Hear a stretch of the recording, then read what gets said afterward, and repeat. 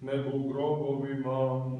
A kada vide Isusa uzviknuši, pade pred njim i svega glasa reče: šta hoćeš od mene, Isuse, sine Boga bližnjega? Molim te, ne muči me, jer on zapovedi nečistome da iziđe iz čoveka, jer ga mučaše mnogo godina i vezivahu ga verigama i lancima, čuvajući ga, i kidaše veze i teraše ga demon po pustinjama. A Isus ga zapita, govoreći kako ti je ime, a on reče Legion, jer mnogi demoni bejahu ušli u njega, i moljahu ga da im ne zapovedi da idu u bezdan, a on ne pasjaše po gori veliko krdo svinja, i moljahu ga da im dopusti da u njih uđu, i dopusti im. A pošto iziđoše demoni iz čoveka, uđoše u svinje, i jurnu krdu sastrmeli u jezero i utopi se. A kada videše svinjari šta se dogodilo, pobegoše i javiše u grad i selima, i iziđoše da vide šta se desilo i dođoše Isusu i nađoše čoveka iz koga bejahu izvišni demoni, gde sedio debel i priseban kod nogu Isusovi, i uplašiše se.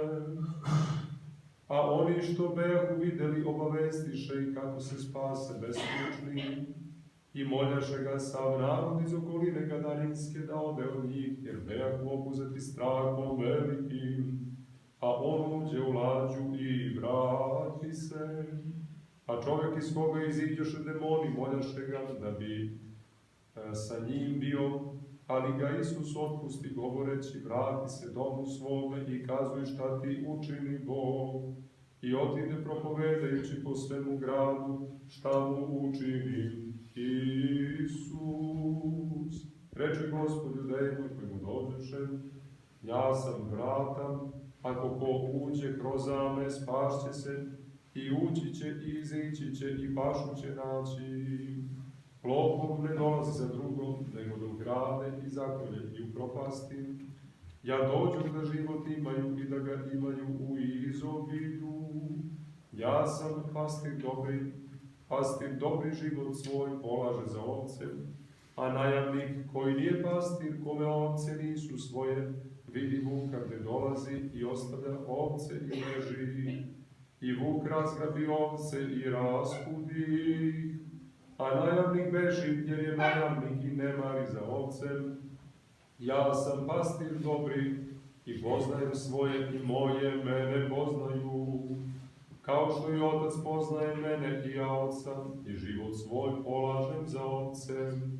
I druge ovce imam koje nisu iz ovoga tora, i te mi valja privesti. I čuće glas moj, i bit će jedno stado,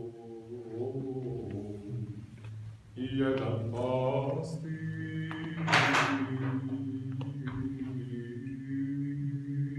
Slava tebe, Gospodi,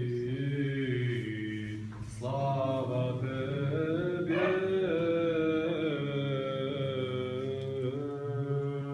Otca i Sina i Svetoga Duha.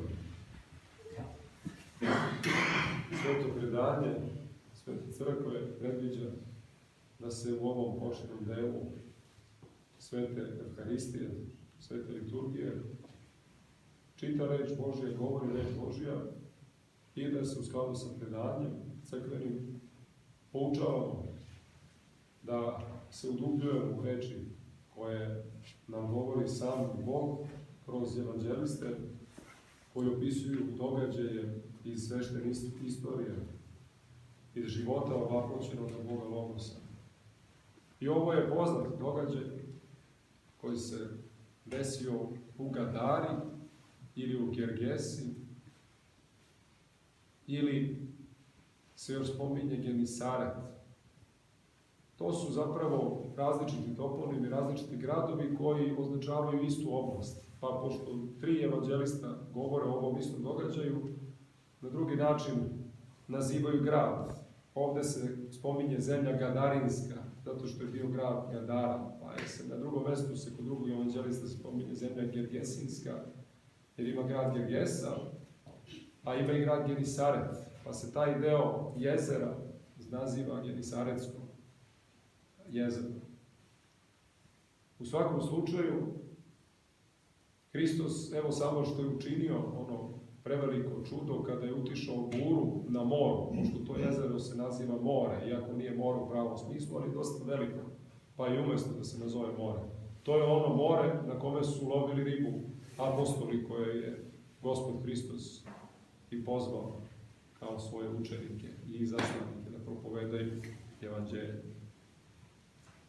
I dolazeći ovamo ka Gadari, gde će se odigrati ovaj događaj koji je opisan, bila je velika bura, a Hristos je mirno spavao u brodu, u lađi, i učenici su se zabrinuli,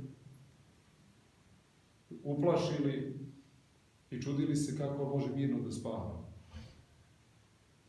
Ali Gospod Hristos je mirno ustao, začudio se njihovom neveriju i rekao samo: umini, prestani, utišaj se, i odmah je uminula bura i nastala tišina.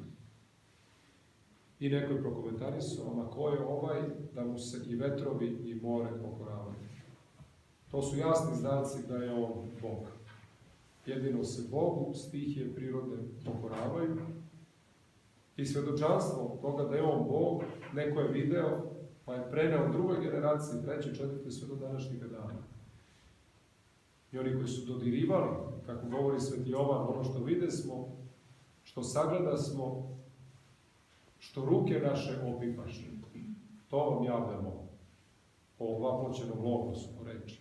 Tako da su svi ovi događaji značajni, nije to neka bajka daleka, nego to je realnost koja se odigrava pre 2000 godina, jeste, ali mi smo se sabrali ovde zato što smo deo čovečanstva koje veruje da se zaista sve odigralo onako kako i piše u Svetome pismu.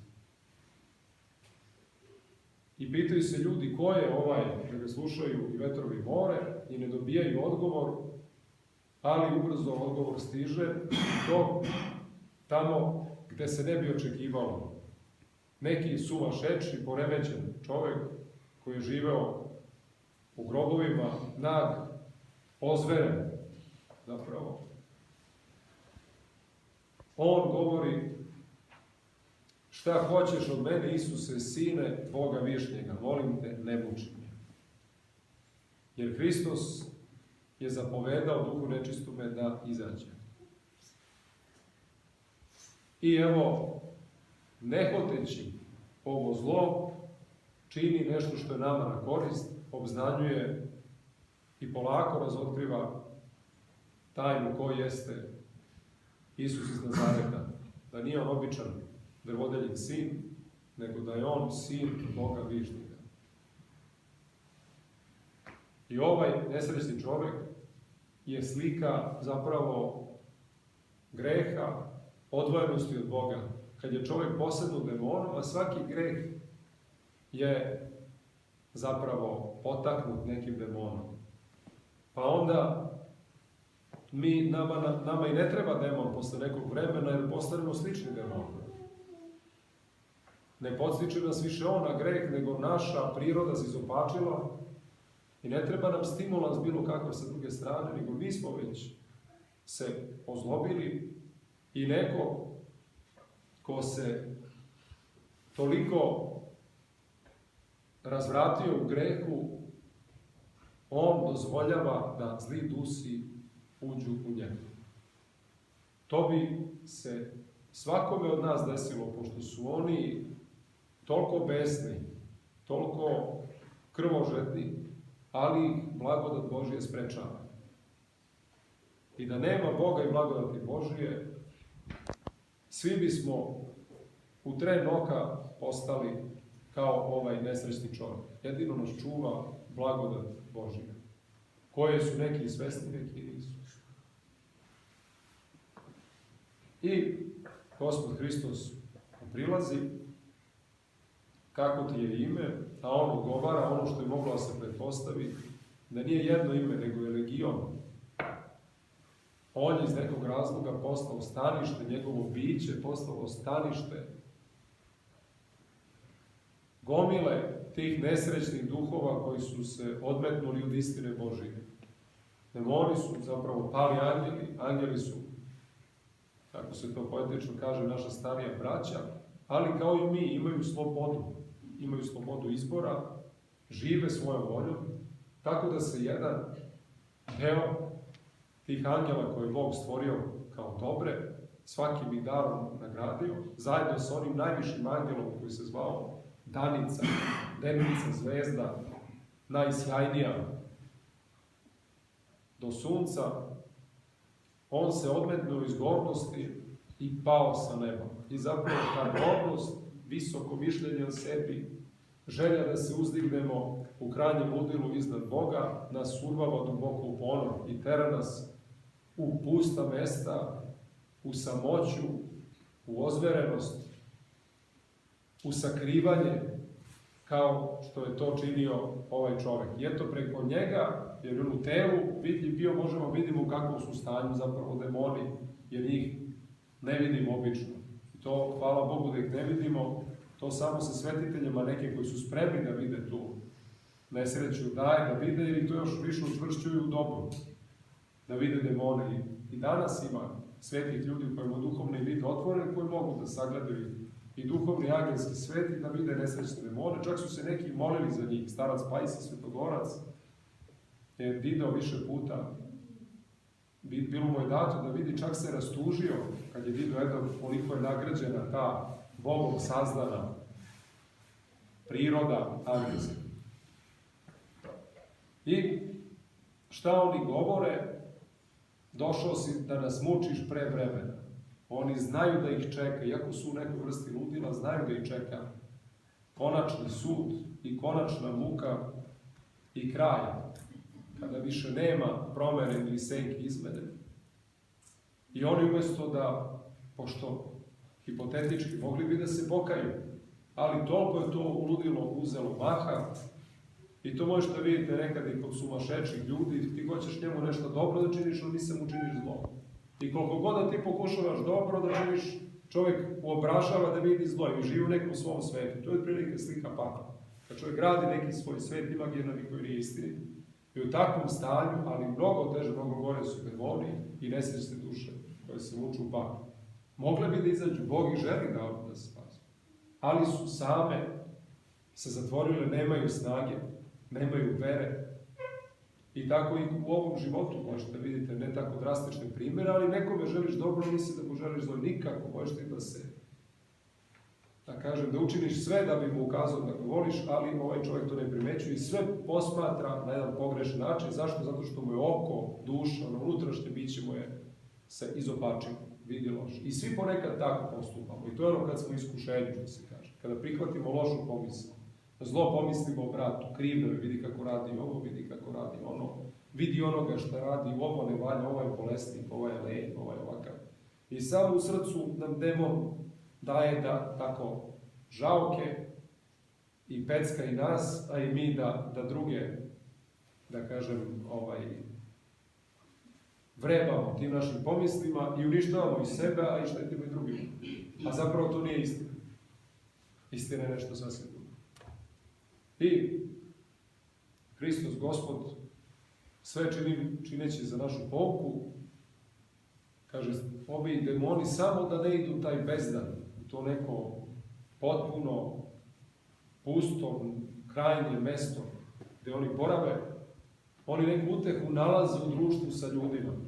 Kao neki razvratan čovjek koji upropasti još nekoga, pa mu to pruža utehu što je još nekoga na pogrešan put doveo. Ili narkomani.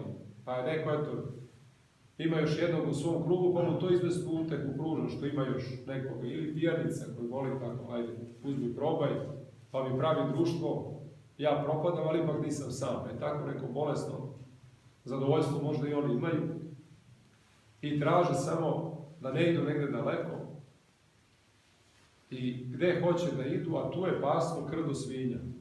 Kao što znate, Jevreji smatrali da su svinje nečiste životinje.